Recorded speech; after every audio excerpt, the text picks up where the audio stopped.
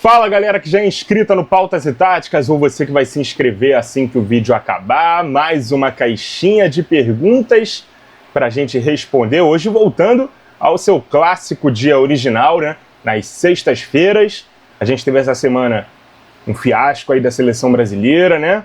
E por conta disso muitas perguntas são de seleção brasileira, algumas repetidas, mas eu vou dar uma colher de chá para vocês, eu vou responder todas as perguntas que foram mandadas dessa vez, mesmo que sejam repetidas, mas eu sempre digo para vocês, até 3 perguntas por pessoa, confiram os conteúdos da semana, porque muitos assuntos quentes normalmente são abordados e aí eu posso já ter respondido as perguntas que vocês deixam, fora as de outras caixinhas que a gente faz aqui toda semana. Eu disse que voltou pro dia clássico, porque normalmente eu deixo a caixinha lá no Instagram, @pautas e táticas, nas quintas de manhã, na sexta eu gravo e já solto para vocês. Se eu não postar na sexta, normalmente aviso que vai ter uma outra pauta mais urgente, mais emergente aqui para a gente postar na sexta, e aí normalmente eu posto ou na segunda ou em algum outro dia da semana, eu sempre deixo avisado para vocês, mas normalmente é nas sextas mesmo, beleza?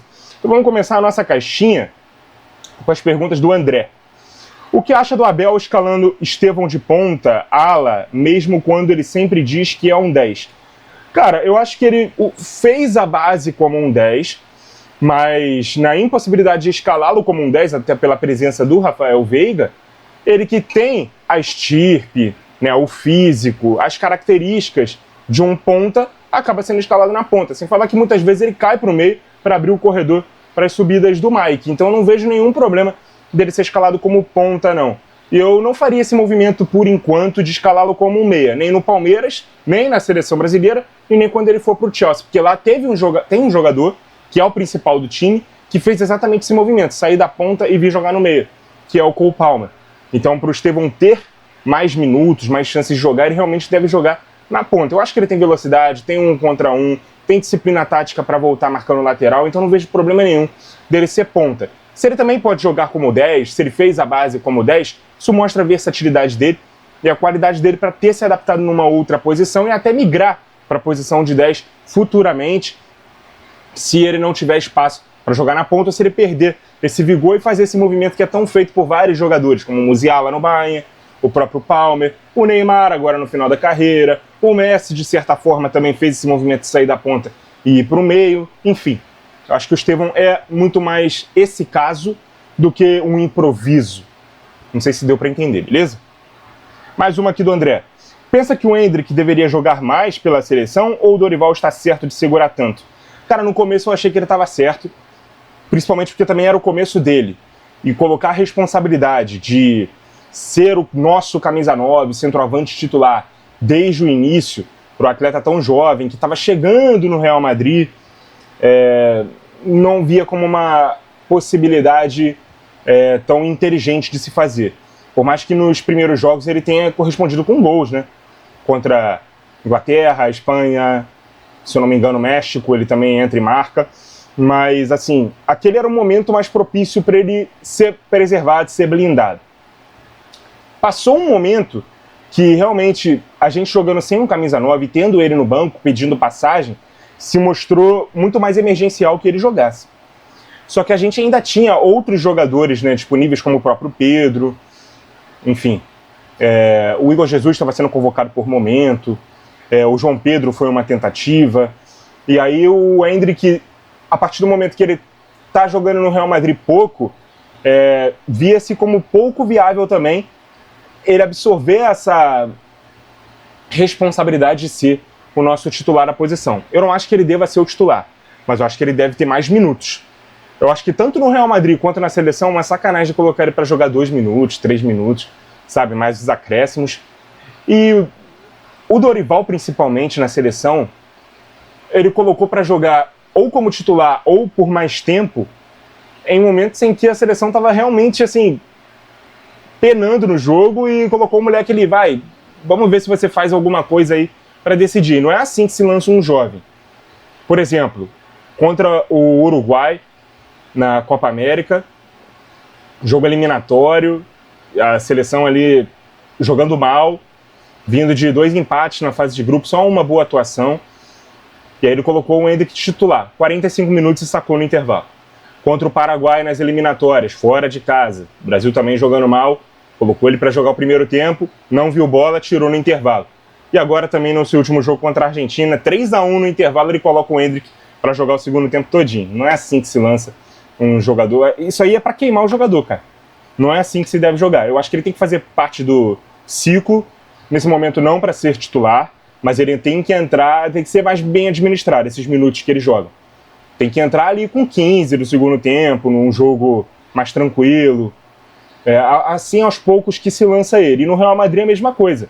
Eu lembro que eu critiquei muito o Ancelotti quando naquela eliminatória contra o City, que já estava com 4 gols de diferença no placar agregado, o Endrick só entrou para jogar 2 minutos no final do jogo. Pô, ele poderia ter jogado naquela partida mais tranquila e bem competitiva, mas com um placar bem mais tranquilo ao longo do jogo.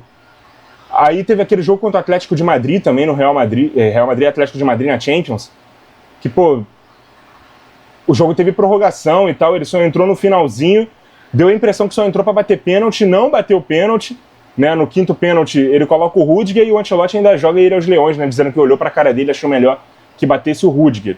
Cara, não é assim que se administra um jovem com tão poucos minutos. Eu acho que, a nível de clube, ele deveria ser emprestado na próxima temporada, para um clube onde ele possa jogar mais, e aí, consequentemente, na seleção, ele vai poder ter também essa experiência de jogar mais. Mas não acho que ele deva deixar de ser convocado, não. Até porque pode ser o contrário. Ele pode ter mais minutos na seleção e isso ajudá-lo a ter mais minutos no clube, beleza? Mais uma aqui do André, a terceira dele. Fora do fute, qual é o teu hobby? Joga algo, lê algo, o que curte? Cara, eu não jogo nada nesse momento, já li mais, né? Tô precisando ler mais, mas não tô lendo nada. Assim, eu tenho o hábito de treinar todos os dias, e como hobby mesmo, meu estilo musical preferido é o rap, e eu, por mim mesmo, comecei a estudar técnicas de composição de rap, e já escrevi algumas coisas, já saiu algumas coisas aí no papel. Tenho muito que aprender ainda, é só um hobby, eu não tenho intenção de ser profissional nem nada, nem voz para cantar eu tenho, e já escrevi inclusive um rap sobre futebol, né? O rap ele tem muito um senso crítico, né? Um tom de crítica nos temas que ele vai fazer, e o futebol brasileiro ele tá repleto de coisas para se criticar, e quando eu escrevi, eu até fiz um clipezinho, entre aspas, e cheguei a postar no canal, só que eu cometi o erro de colocar um beat de uma outra música, um instrumental de uma música que já existia, e aí o YouTube cortou a monetização. Aí passou um tempinho, não teve tanta repercussão ali no canal, eu decidi tirar o vídeo. Até porque eu ouvindo e tal, como eu cantei, e eu não gosto da minha voz cantando, eu falei, não faz muito sentido eu manter esse vídeo aqui no canal, vou tirar. Eu ocultei o vídeo, mas ainda tá lá. Então o meu hobby é esse, cara. Estudar composição de rap, né, que é o estilo musical que eu mais ouço. E aí, algumas vezes, escrever alguma coisa. E eu não escrevo só nesse tom de crítica, não. Escrevo com um tom de desabafo, escrevo love song. Já escrevi até uma música de presente de aniversário para uma amiga minha, com rap como tema. Enfim, é o meu principal hobby nesse momento. Quando não é nada relacionado ao futebol ou à academia, é o rap, beleza? Obrigado pelas perguntas, André. Deixa eu só beber uma água aqui rapidinho, galera.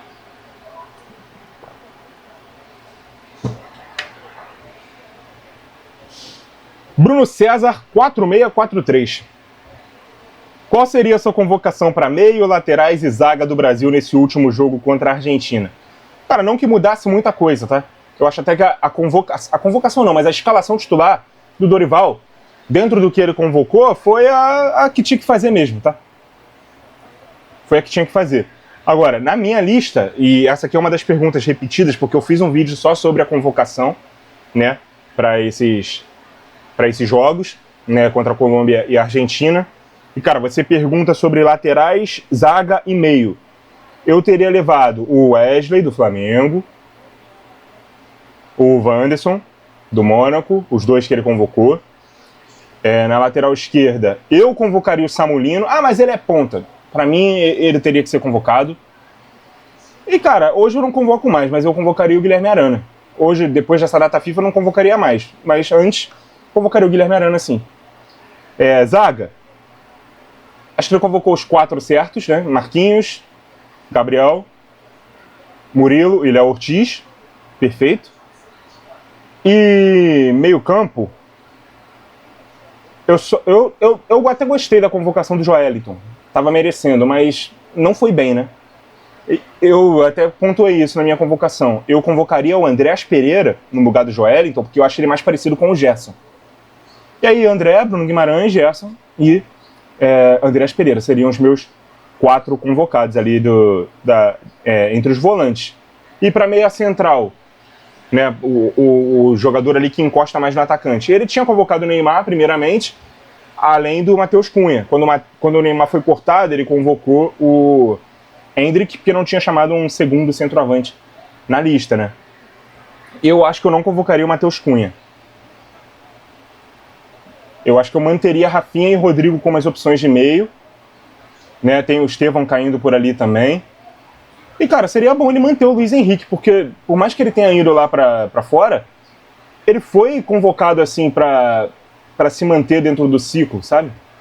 Então seria uma convocação que eu faria. Eu sei que não tá dentro da sua pergunta, mas eu convocaria, sim. Pra poder ter como opções de meio Rafinha e Rodrigo. Poderia ser o Neymar e o Rodrigo, o Rafinha como opção pra direita e o Estevão.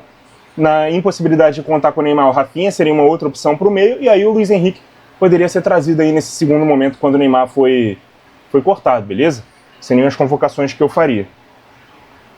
Valeu, Bruno. Heraldin, _V13. Nós temos visto uma seleção que pouco se mexe nesse 1 ano de Dorival. Acha que dá liga ainda? Não acho. Não acho. Eu falei no vídeo aí do jogo contra a Argentina. Eu já desisti desse ciclo. Acho que em 1 ano e meio nem o Dorival e nem nenhum outro que chegar vai dar jeito. Então, assim, cara, para colocar outro, não dá jeito, chegar na Copa, fracassar e ser demitido, melhor deixar o Dorival. Deixa o Dorival, deixa ele fracassar na Copa, deixa ele colher os frutos do que plantou. Eu sei que muita gente está pedindo pro Dorival sair, mas quem é que vai ser trazido, gente? Quem é que vai topar essa bomba relógio? Quem é que vai chegar com essa moral, mesmo que seja o técnico dos nossos sonhos? Ele vai ter a garantia de que mesmo fracassando na Copa do Mundo ele vai ganhar um próximo ciclo cheio inteiro? Não vai. Então, para mim, não vai dar certo e eu não demitiria. Deixaria ele sofrendo lá. Vai, Dorival. Toca aí agora até o final do ciclo. E aí no final do ciclo a gente troca. Não se comunica isso para ele, até porque se ele souber que vai sair, ele não vai querer ficar, e aí a gente vai ter que contratar de qualquer jeito. Mas assim, eu não vejo nenhuma perspectiva de que o Dorival vai dar jeito na seleção e nenhum outro chegando agora em 1 ano e meio vai fazer esse milagre pra gente chegar na Copa competitivo bastante para poder disputar o título. Por mais que a Copa do Mundo seja uma competição de melhor time daquele mês e não o melhor time do ciclo inteiro, eu não vejo nenhuma perspectiva de melhora e eu acredito que na Copa do Mundo vai ganhar um time que vai ter o seu bom trabalho premiado. Ou que pelo menos tenha de onde tirar qualidade para poder fazer um bom Mundial. E a seleção não tem nenhuma coisa nem outra nesse momento. Não tem coletivo, não tem peças individuais voando dentro da seleção. Então não acredito que vai dar liga não, beleza? Mais uma do Heraldinho. As seleções têm seus grandes craques, mas na sua opinião o Brasil conseguiria viver sem? Cara, eu entendi a sua pergunta.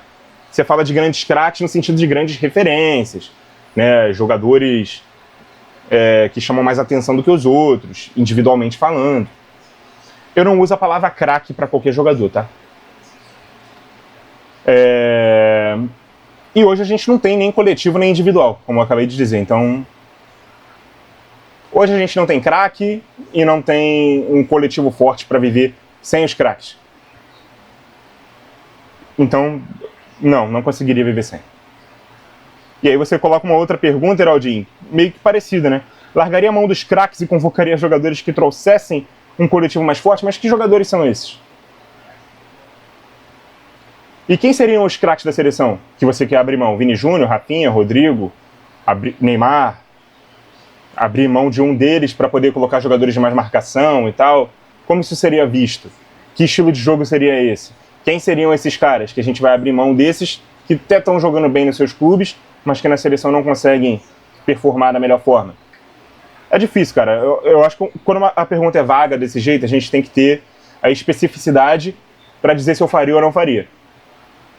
Como eu não vejo especificidades o bastante, eu não faria. Eu acho que a gente tem que arrumar formas para fazer esses caras renderem bem. E dá para fazer. Só que em 1 ano e meio, em convocações esporádicas, soltas, sabe? A gente não vai ter outro período igual a Copa América, que a seleção vai ficar reunida mais de um mês junta, para treinar junta. E aí tem as questões das lesões, que podem fazer um jogador ou outro ser cortado. A gente não vai conseguir arrumar um coletivo desse jeito. Por tudo isso que eu acho que não vai dar certo, que esse ciclo já era. Nada que eu falar assim, eu faria isso, faria aquilo. Nada vai ser definitivo até a Copa do Mundo. Valeu, Heraldinho, pelas suas perguntas. Anderson Mignoni 02. O eixo Rio-São Paulo é realmente privilegiado para as convocações da seleção? Cara, não diria que é privilegiado, mas a gente sabe que os principais times do Brasil são esses. Mas a gente tem jogador do Atlético Mineiro convocado, jogador muitas vezes de Grêmio, de Inter convocado. Então não vejo como privilégio, não. Eu acho até que os jogadores que atuam no Brasil, eles são muito esporádicos. Então quem é privilegiado é quem joga na Europa, sobretudo na Premier League. É quase como se tivesse um selo. Você joga na Premier League, seja no clube que for, você é melhor e mais qualificado do que os caras que estão no Brasil. Até por isso, nessa polêmica que se tem aí, a minha opinião é de que não importa o clube que o cara tá jogando, mas sim o nível que ele tem. Não é só porque ele tá na Premier League que ele é automaticamente melhor. E o cara não precisa estar na Premier League para ser convocado. Eu acho que quando isso tá na cabeça do jogador, isso enfraquece o nosso mercado. E essa visão que o mundo tem de que se tá no Brasil até os 20 anos e ainda não foi para nenhum clube, seja ele qual for na Europa, então é porque o nível dele é baixo e eu não vou mais me interessar na contratação dele. Eu acho que enquanto a visão dos jogadores for essa, que eu tenho que estar no Wolverhampton, no Fulham, no Nottingham Forest, no Newcastle, no Betis, no Lyon, em qualquer clube europeu, eu tenho que estar na Europa para poder ser visto pelos gigantes. Enquanto a visão do jogador for essa, nosso campeonato não vai se desenvolver, nossos melhores jogadores nunca vão estar aqui. Aqui vai ser sempre uma liga vista como emergente para jogadores que ainda são jovens demais para estar na Europa, ou jogadores que não têm nível para estar na Europa, ou jogadores que já estão velhos e retornam da Europa. E não é assim que a Liga Brasileira tem que ser vista. Acho que a Liga Brasileira, que nem é uma liga, né, mas o campeonato brasileiro, o futebol brasileiro como um todo, os clubes brasileiros, têm que ser vistos como jogadores com nível para estar na seleção também. Como o Gerson, como o Wesley vai para a Europa daqui a pouco, mas o Wesley tá por aqui. O Luiz Henrique deveria ter ficado aqui. Ele já tem 24 anos e estava sendo convocado. Ele só conseguiu chamar a atenção do Zenit. Parou de ser convocado. Você acha que algum clube gigante da Europa vai olhar ele jogando no Zenit para contratar? Você acha que a seleção, o técnico da seleção vai continuar olhando para ele lá para convocar? Já parou de convocar.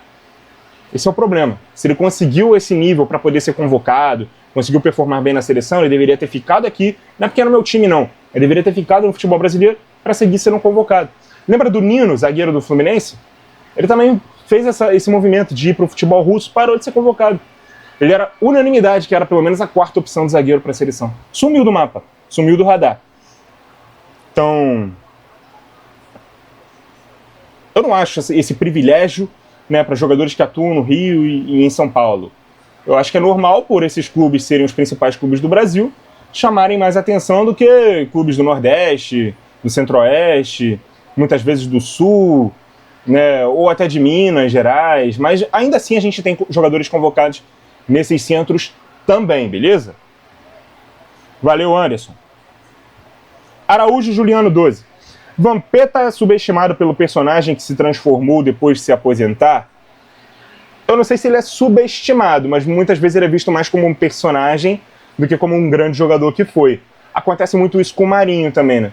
Ele chegou a falar isso, inclusive, em entrevista à beira do campo. As pessoas me conhecem muito como meme, mas começa a prestar atenção também em como eu jogo, que eu sou muito bom. Ele chegou a falar isso. O Vampeta nunca fez esse desabafo. Até porque na época dele não existia meme, nem nada demais. E o Vampeta, eu acho que enquanto jogador ele era visto como um grande jogador. Quando ele parou de jogar, ele começou a ser visto mais como um personagem. O Adriano Imperador hoje é visto como personagem, ele é o Didico hoje em dia. Mas como jogador ele era muito respeitado. Hoje ele é mais um personagem, né, fora de campo. Não vejo o Vampeta como subestimado, não. Quem viu jogar dá valor. Quem não viu conhece ele como o comentarista brincalhão que ele é hoje, beleza? Mais uma aqui do Juliano.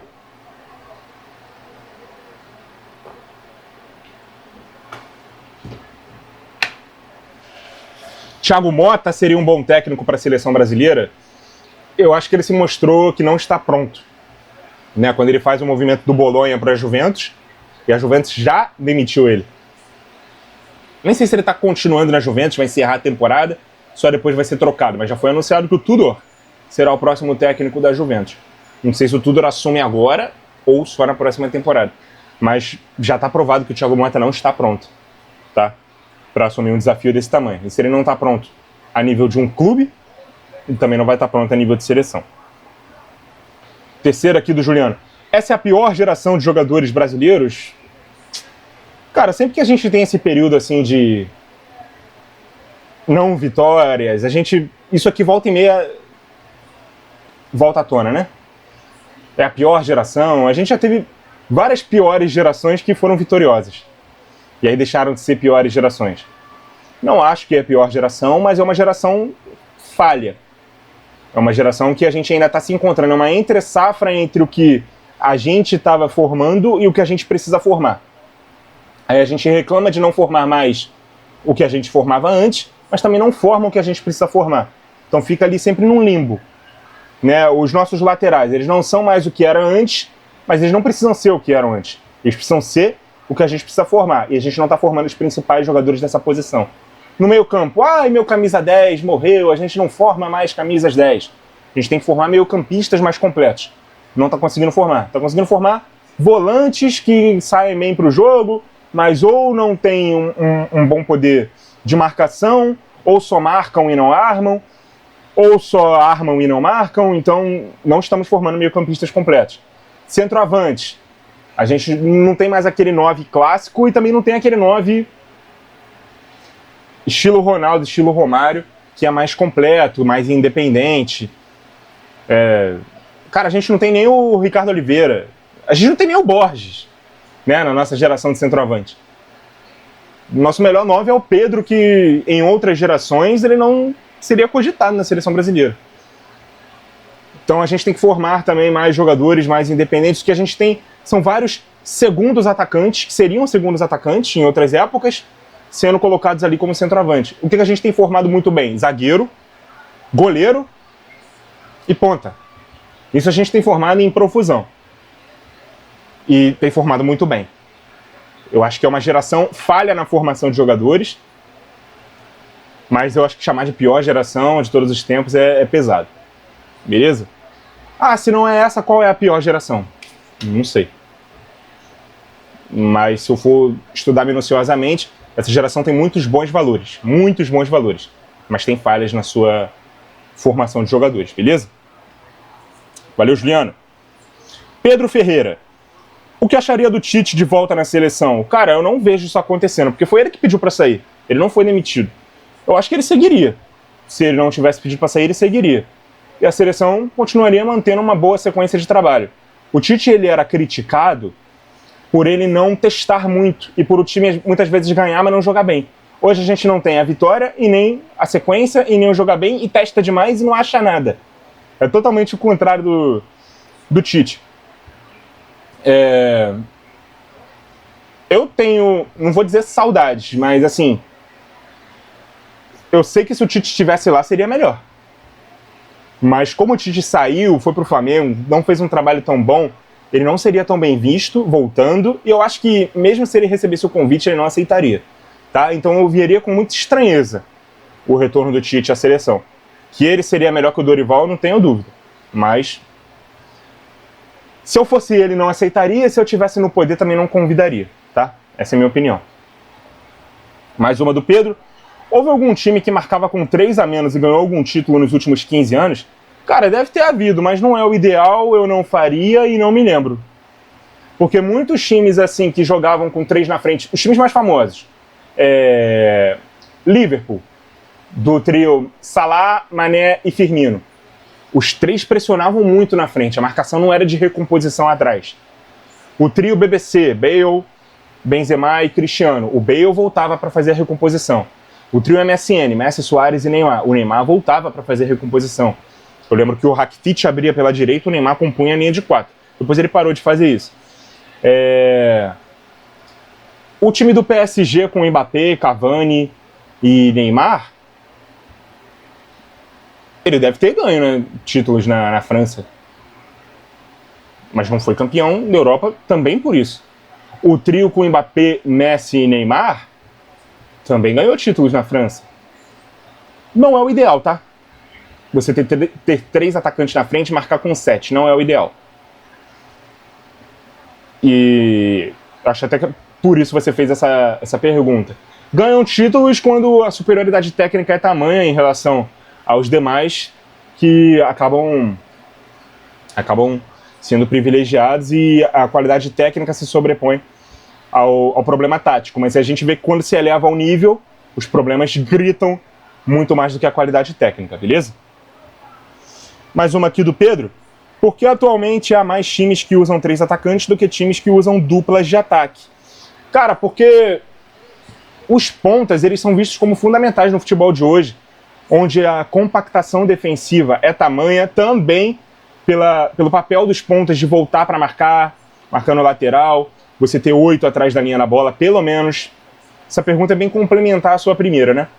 E aí, como é que você cria espaços, mano a mano, com pontas bem abertos? Porque um jogador vai ter que sair da marcação e ele vai conseguir fazer um mano a mano. Fora também esse papel de recomposição que é preciso fazer hoje. Quando você joga com 2 atacantes, os 2 precisam ser preservados na fase defensiva.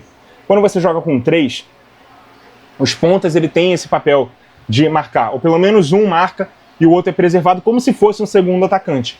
No 4-2-3-1, que é o sistema que mais se popularizou, né, nos últimos anos, esse meia atacante é quem vira o segundo atacante sem bola e os 2 pontas voltam para poder marcar e manter 8 atrás da linha da bola. Então essas são as muitas explicações para que os pontas voltassem à moda no futebol e os segundos atacantes caíssem um pouco em desuso. Tem alguns vídeos no canal explicando isso de forma mais profunda, beleza? Obrigado, Pedro.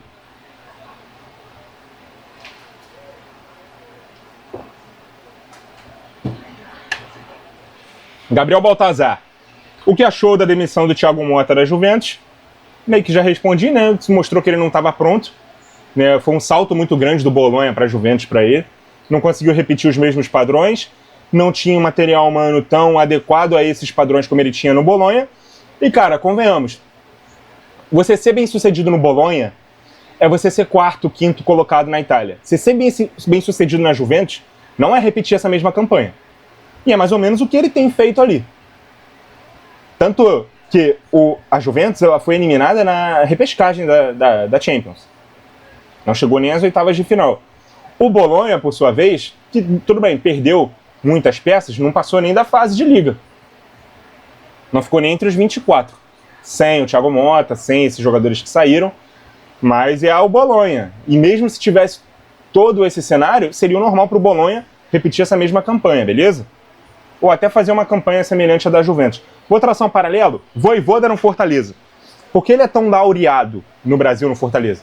Porque você ser bem sucedido no Fortaleza é você ser 4º no Brasileiro, é você ser semifinalista de Copa do Brasil, é você classificar repetidas vezes para Libertadores, é você ganhar uma Copa do Nordeste, um campeonato cearense. Tira o Vojvoda do Fortaleza e bota no Flamengo. 4º lugar pro Flamengo no Brasileiro não é legal. Só semifinal de Libertadores, semifinal de Copa do Brasil pro Flamengo não é a mesma coisa que a Fortaleza. Classificar sequencialmente para Libertadores é quase que uma obrigação no Flamengo de hoje em dia. Então, são 2 pesos e 2 medidas sim. Porque uma coisa é você ser bem sucedido num clube onde se espera menos. E outra num clube que se espera mais. E ele não entregou o que a Juventus espera, né, do seu comandante e do seu planejamento, seu orçamento e tudo mais. E por isso ele foi demitido, beleza? Mais uma do Gabriel. Se o Dorival fosse demitido da seleção, quem você acha que deveria ser o novo treinador? Gente, mais uma vez, né? Não acho que ninguém que assuma agora vai dar jeito para a Copa do Mundo. E se assumisse agora, se fosse o treinador ideal, ele deveria ter garantia de que ele vai ter o próximo ciclo completo. Beleza? Eu não vou nem ser tão radical assim, tá? Vou tentar ser um pouco mais ponderado. O que seria uma boa Copa do Mundo para a seleção brasileira hoje? É só o título? Eu acho que, diante do que a gente está vendo aqui, se chegar numa semifinal, acho que já vai ser surpreendente. Então vamos supor que Jorge Jesus assuma a seleção hoje. Se resolveu lá com o Neymar, conseguiu se classificar para a Copa do Mundo, que o Dorival também fatalmente vai conseguir, se for mantido. Foi para a Copa, chegou na semifinal e foi eliminado para Espanha. Acho que é um cenário normal da gente imaginar e surpreendente o Brasil chegar até a semifinal. Chegou até a semifinal, não vai demitir o Jorge Jesus porque foi eliminado pela Espanha. Dá um ciclo completo para ele. Beleza. Esse cenário aqui que eu estou traçando é um cenário plausível de se acontecer. Pode acontecer. É um cenário que eu imagino acontecendo? Não. Eu duvido a seleção chegar até a semifinal da Copa do Mundo. Duvido. Mas é um cenário positivo, tá? Não vejo só o título como positivo, não. Agora, eu acho que antes da seleção ganhar uma Copa do Mundo, e aqui é uma opinião bem polêmica, antes da seleção ganhar o Hexa, eu acho que a Inglaterra vai ganhar mais uma, a Espanha vai ganhar mais uma, a França vai ganhar mais uma, a Alemanha vai ganhar mais uma. A Alemanha vai igualar o Penta, tá? Antes do Brasil chegar no Hexa, a Alemanha chega no Penta. Portugal talvez ganhe a primeira. Acho que tudo isso aqui vai acontecer antes do Brasil ser Hexa. Não está dentro da sua pergunta, mas é uma opinião que eu queria colocar para fora. Talvez tenha faltado eu dizer no último vídeo. Acho que a Inglaterra ganha uma Copa antes da gente. Portugal, Espanha. Espanha, para mim, é a grande favorita para a próxima Copa. Alemanha. Qual foi a outra que eu falei? França. Essas 5 aqui, pelo menos, estão mais preparadas para ganhar uma Copa do Mundo nos próximos ciclos do que o Brasil. Minha opinião, beleza? E eu citei aqui o Jorge Jesus, tá? Na sua pergunta, quem deveria ser o novo treinador? Dentro dos possíveis, tá? Eu acho o José Mourinho um bom nome. O Ancelotti também eu acho um bom nome, mas eu vejo como quase impossível tirar ele lá do Real Madrid nesse momento. Acho que para a Copa de 2030 é aquele cenário que eu falei. Não antes da Copa de 2026, mas depois da Copa de 2026, o Ancelotti é possível de se trazer. O Guardiola é possível de se trazer. Antes disso, não. Eu acho o Mourinho possível de se trazer por agora. O Jorge Jesus possível de se trazer por agora. Eu fico nesses 2 nomes assim como meus preferenciais. O Abel Ferreira, será que é possível de se trazer por agora? Talvez. Não custa tentar. E eu vou ficar nesses nomes aqui, cara. Não vou muito além disso aqui, não. Beleza? Valeu, Gabriel. Deixa eu ver o nome da pessoa aqui, que é um nome estranho, nome em inglês, sei lá. Cara, eu não sei nem se é pegadinha isso aqui. Anoni Mousnio Vendetta. Se for pegadinha, eu caí. Não vou repetir, não. Já vimos os vídeos da seleção e a pergunta é: quem levaria para esse meio e para as laterais? Já respondi essa pergunta, né, meu amigo? Mas obrigado aí pela pergunta. Lucas Gabriel da Silva. Como lidar com torcedores que dão raiva? Exemplo, página sobre time que pede demissão a cada derrota. Cara, eu não preciso lidar com esse tipo de torcedor, não. Mas se você estiver me perguntando da perspectiva dos clubes e tal, cara, eu acho que não deixar essa pressão externa virar interna. Mas muitas vezes vira, porque a pressão externa vira pergunta em coletiva, aí vira outras perguntas, se as derrotas continuarem e tal. Aí essas muitas perguntas faz o técnico balançar, vira uma pressão interna e aí o cara acaba sendo demitido. E, cara, é muito difícil porque aqui no Brasil a gente não dá chance para técnico nenhum sair da má fase. Entrou na má fase, tem que cair. Vamos dar um exemplo do próprio Dorival? O Dorival tem 2 derrotas pela seleção, sabia? Uma eliminação, né, que é pro Uruguai, mas é nos pênaltis, O jogo foi um empate, então, estatisticamente, aquele jogo foi um empate, não foi uma derrota. E as 2 derrotas, para o Paraguai e agora para a Argentina. Uma muito inesperada, que foi para o Paraguai, mas foi fora de casa. Inesperada até porque foi o único jogo que a gente ganhou e ganhou jogando bem na Copa América contra eles. E, pô, para a Argentina é uma goleada, é pro maior rival, mas alguém esperava ganhar da Argentina fora de casa? Eu não. E aí não se dá a chance pro cara sair da má fase. Agora, a nível de clube, perdeu uma, perdeu 2, perdeu 3. Torcida chiando. Repórter perguntando, toda coletiva, e aí, você teme perder seu cargo? E aí, você tem o respaldo da diretoria para continuar no cargo? Cara, isso aí vira uma pressão interna dentro do clube. E aí, a missão do clube é não deixar essa pressão externa virar interna. Se você tem convicção que aquele ali é o cara certo, mantém. E a gente tem alguns exemplos históricos de que foi mantido e foi dado certo. O Tite no Corinthians, na primeira passagem, ele perde o título brasileiro, ele perde a vaga direta na Libertadores, ele tem que jogar pré-Libertadores, ele perde na pré-Libertadores. E, cara, em todos esses cenários aqui, ele poderia ter sido demitido. Ele foi bancado, foi mantido, e é campeão brasileiro, campeão da Libertadores, campeão do mundo. Então é uma história aí de volta por cima realmente muito bonita, a do Tite no Corinthians, porque o clube não deixou a pressão externa virar interna, beleza? Deixa eu atualizar aqui para ver se tem mais alguma.